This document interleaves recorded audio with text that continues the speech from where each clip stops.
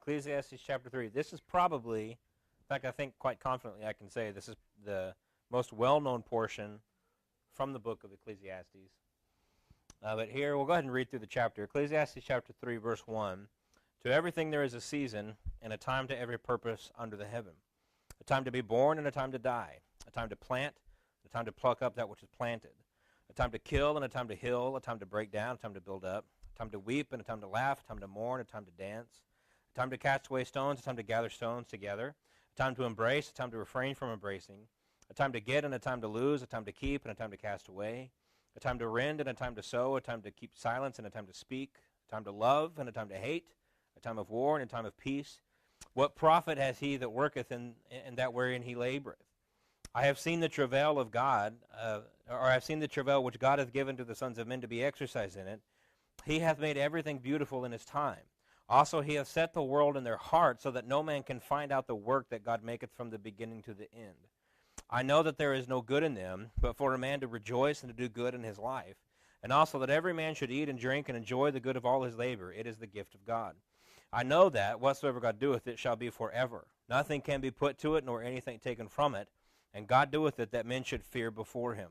That which hath been is now, and that which is to be hath already been. And God requireth that which is past. And moreover, I saw under the sun the place of judgment, that wickedness was there, and the place of righteousness, that iniquity was there. And I said in my heart, God shall judge the righteous and the wicked, for there is a time there for every purpose and for every work.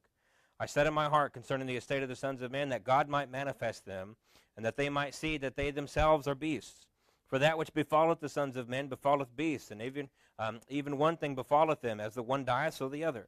And yea, they all have the one breath, so that a man hath no preeminence above a beast, for all is vanity. All go into one place, all are of the dust, and all turn to dust again. Who knoweth the spirit of man that goeth upward, and the spirit of the beast that goeth downward to the earth? Wherefore I perceive that there is nothing better than that a man should rejoice in his own works, for that is his portion.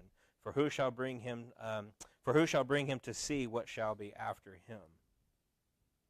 And so here again we have Solomon just kind of working through these particular problems that he sees, that he has studied, that he has experienced, and he's diving himself into finding the answers, and doing so from the perspective of the world, we might say. One of the terms we've been using is that of humanism and secularism, these kinds of things. These are the perspectives that Solomon has been using to try and to see if there is an answer that they can logically provide that actually fulfills or solves the problems of the world. And as we've seen already in the first couple of chapters, the answer to that is consistently no. The answer to that is consistently, when you have that perspective and when that's the foundation that you're working from, the answer inevitably becomes vanity. And that's where he ultimately resides if your perspective is secular and not from the perspective of someone who believes in God and has faith in God. And so here he's doing that same thing. And so here in chapter 3, he does what he's done and will continue to do, whereas he kind of states a premise and then answers it. And so in verse 1, to everything there is a season and a time to every purpose under the sun. And so he poetically proves that statement to be true. And what he gives us 28 reasons, 14 pairs, one positive, one negative in each of the 14, to prove that there is a proper time in our lives for everything to happen. It's not that all of these things will happen to every person, but it's that when these things take place, there is a proper time for it to happen. And that is true just as much for the bad as it is for the good. And that's not something that people like to think about, but it is just as much true on both sides. And so just as a note here, the one that he references that people typically struggle to kind of understand is when he says that there's a time to gather stones. In verse 5, there's a time to cast away stones, and there's a time to gather stones together. Most people agree, most people think at least, that what he's referencing there was kind of a practice that was done during the time of Solomon, which was you kind of would take stones and throw them on the field of an enemy or something like that. You would throw them on their field because it would trample any crops, it would break up the ground, They would make it so that, growing something was kind of unfeasible. And so that would be the casting of the stones. And so the gathering of the stones would be taking the stones out of your own field. Like I said, that's what most people think that's what's in reference to, and I see no reason for that not to be the case. But there's a proper time for everything, both good and bad. There are proper times to be born, to plant, to heal, to build, to laugh, to dance, to gather stones, to embrace, to get, to keep, to sow, to speak, to love, for peace. But there's also the opposite is true. Just like there are proper times for those, there are also proper times to die, to pluck, to kill, to break, to weep, to mourn, to cast stones, to refrain from embracing, to lose, to cast away, to rend, to be silent, to hate, and for war. And so again, Solomon's not saying everyone will do all of these things. But when these things happen, there's a proper time for them to take place. Now here's the kicker on all this. We might think as humans and as people, well, I'm the captain of this.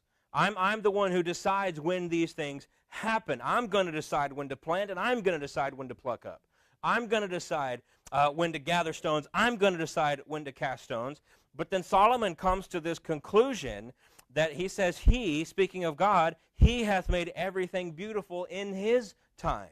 And so contrary to the thinking of the secularist, which is again kind of the stoic, I'm the captain of my own fate, here Solomon is saying, no, it's not up to you, it's up to God.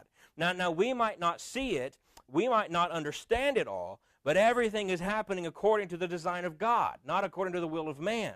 And so we have to understand, again, this is, and we'll come back to this thought here in a moment, but this has to be the case, living in the world of a sovereign creator and a sovereign God, a sovereign designer. And so we're living in the world, but it's his world. And so that does not mean, however, that God has left us without a sense of his moving. People talk a lot about this term blind faith. But the fact of the matter is God's never asked us to have a blind faith.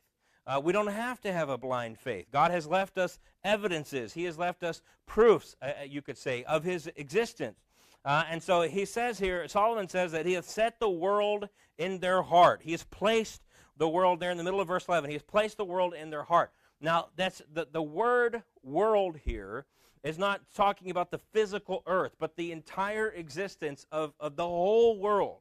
If we were talking about the whole world, somebody might say, the whole world doesn't revolve around you. That phrase is a moniker to talk about, the universe. And so that's the idea of this word world. It carries the idea of eternity. Again, everything, the entire nature of our universe.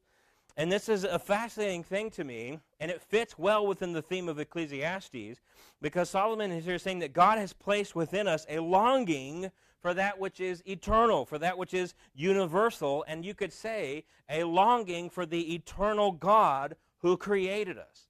Now, why that matters is because this is lending itself to these pursuits of Solomon.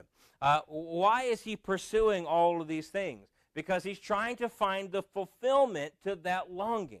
He's trying to find the fulfillment, that which is going to scratch that particular itch of that longing that God has placed within us. And this matters because this is the same thing that people are doing today. We've talked about this a couple of times already in the first couple of chapters, which is people get involved in a lot of things, whether that be drugs, whether that be promiscuity, whether that be just thrusting themselves into their jobs.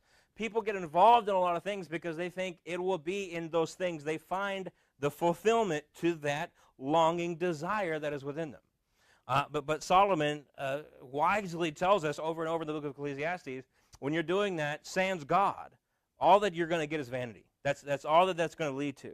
And so that longing is there. Why? Because he set the world in their heart. However, here's the thing. We can't see the whole scope. We can't see the whole thing. He says, so that no man can find out the work that God maketh from the beginning to the end. And so he set this longing in us, but we can't see the entirety of God. We can't understand the fullness of the nature and the characteristics that is God.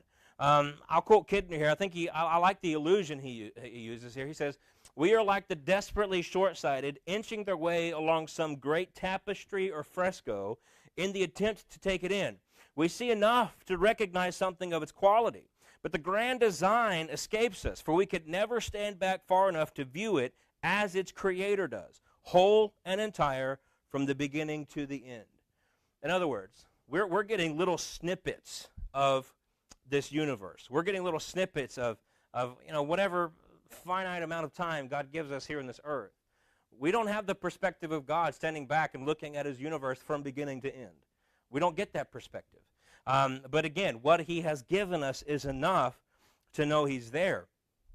And so this is Solomon's way to lead us to this thought. And before we look at kind of the second half of this chapter, he gives us an idea as to why this creator would do so. And he says that men should fear before him.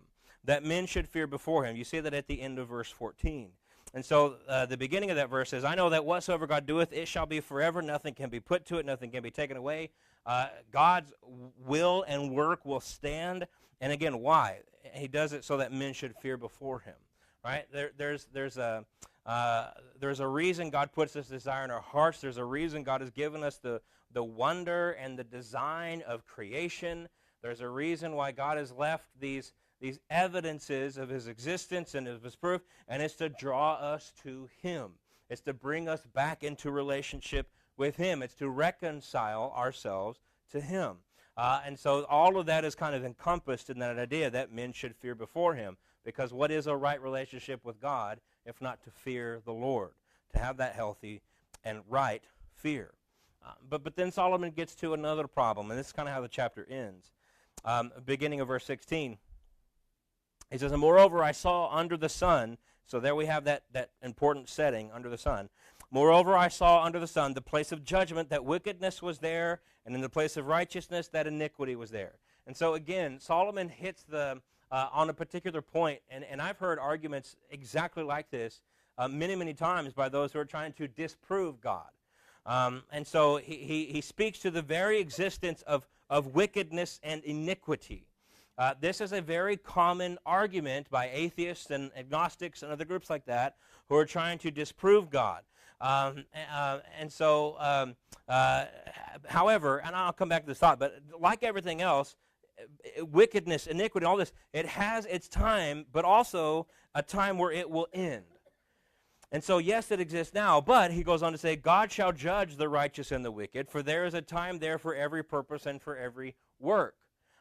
And so this is kind of the age-old question. Why is there sin in the world? Why is there suffering? Why do people have to endure, great loss and tragedy and all these kinds of things? Why does this exist in a world? And so the argument typically goes something along the lines of the very fact that iniquity, the very fact that wickedness exists, the very fact that suffering exists, is a proof that either God cannot be sovereign or that God cannot be loving. And so the argument goes like this. If there's suffering in the world, that in and of itself proves that God is not sovereign, because a sovereign God would stop it. Or they'll say, if you still believe that God is sovereign and you believe that there is suffering in the world, that proves that God is not all-loving. Because in their mind, an all-loving and a sovereign God would not allow suffering to take place in the world. Right? There would be no wickedness. There would be no iniquity. If God was truly sovereign, if God was truly loving, why would these things still exist? And so Solomon provides an answer here. He says, I said in my heart concerning this state of the sons of men, that God might manifest them, and that they might see that they themselves are beasts. And that's an interesting way to phrase it. But Solomon says one of the reasons, and there's another one here in just a second, but one of the reasons why these exist is for man to understand their spiritual state. One of the reasons why sin and iniquity and suffering and tragedy take place in the world is so, to use his phrasing, so that men would understand that they themselves are beasts.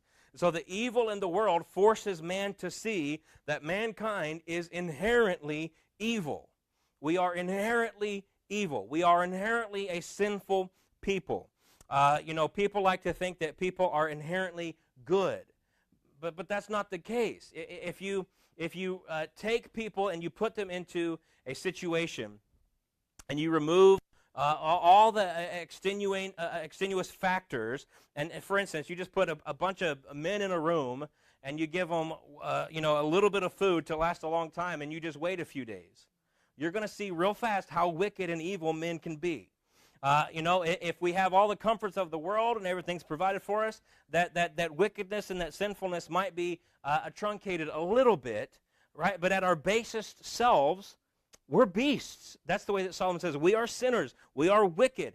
And the fact that we can look around and see all of this should show us that, no, man is not inherently good. We're not. And the Bible is quite clear on this. I mean, I don't think I need to do a whole lesson on that. People understand that if they're being honest, I guess, that man is inherently wicked. And so the evil in the world forces man to see that. Now God sovereignly allows for evil, for man to see his need of a Savior, and then lovingly comes in and sovereignly saves them out of it. Right? And so this is what God is doing, and this is what God is allowing, again, in his sovereignty and in his love for mankind. And then furthermore, one other reason, both the beasts of the earth and the quote-unquote beasts of humanity are of the dust, and all turn to dust again. That's verse 20. And so for those living under the sun, remember that's kind of where we are. That's what Solomon's been talking about. For those living under the sun, Solomon says that they just need to rejoice in his own works. You're like the beast. You're going to die. You can't take anything with you. And so just enjoy what you got while you got it. Now, as we've seen over and over, yes, that's vanity. But for those living under the sun, vanity is all there is. Because remember, under the sun is the ecclesiastical way of saying without God. Right? And so under the sun, that's the best you have. But I want to quote here Christopher Cone by way of closing, because I like the way he says this. It says, man cannot observe beyond the sun, as God has limited human perspective. It has been said that the concept of faith is foreign to Solomon in Ecclesiastes. However, it is evident that he is exhorting the reader to operate on faith. God's beyond the sun program exists, but God has placed man under the sun. Thus, man is prescribed to operate under the sun with a beyond the sun perspective. Okay, and it's kind of like what Jesus says in the New Testament when he's praying over his disciples, and he basically prays along the lines of, God, keep them in the world, but keep them from the evil of the world, right? You're living in it.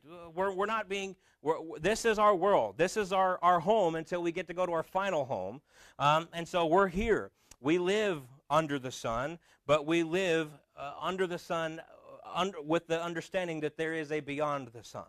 Okay, and so this is the point, or the ultimate conclusion that Solomon's trying to make here, that yes, under the sun there may be vanity, but there's so much more. This isn't all there is. Yeah, like the beast, we're going into the ground, but that ground's not the end.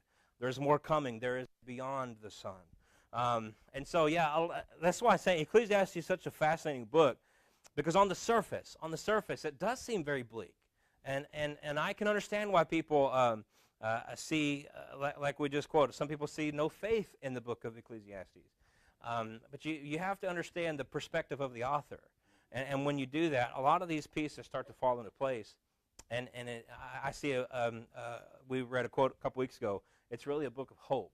It's a book of hope in what is an otherwise hopeless environment. And so it's a fascinating book from that perspective, and I've really come to enjoy it quite a bit. Okay,